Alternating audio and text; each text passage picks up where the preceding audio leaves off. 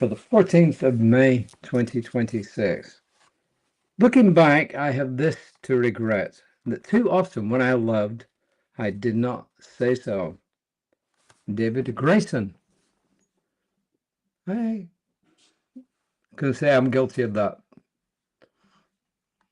Today's reading is called Take a Pause, P-A-U-S-E. First quote is from the late, great Wayne Dyer. Everything that's created comes out of silence. Your thoughts emerge from the nothingness of silence. Your words come out of this void. Your very essence emerged from emptiness. All creativity requires some stillness. There you are.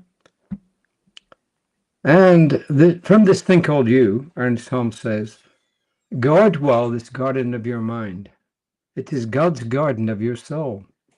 Go often into your garden, sitting under the tree of life in cool, quiet communion. You will find fresh inspiration. And that was on page 38 of this thing called you.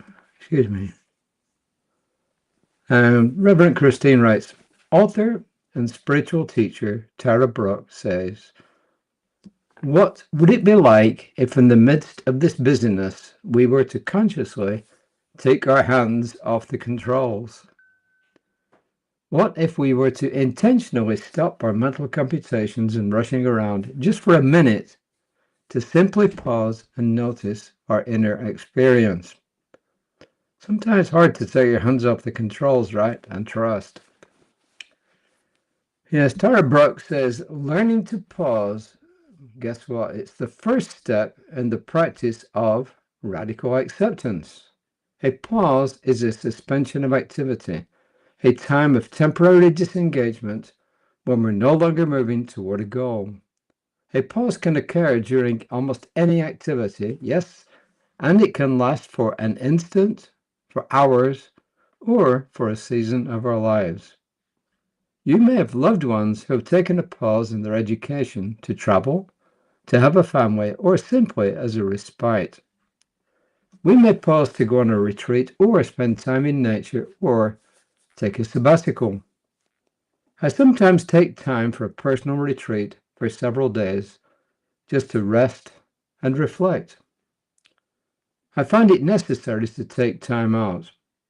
At least once a week, I try to do something in nature, visit a forest or garden, or simply take a walk in the park. We can create a practice to purposefully pause before an activity. Pause before getting out of bed and starting out your day. Pause before getting out of the car and observe what you're feeling at that moment. Take a moment to pause before a phone call or a meeting or a class, in my case tonight. Sitting under the tree of life is a connection with your sacred pause. As we sit in quiet communion, yes, we find fresh inspiration.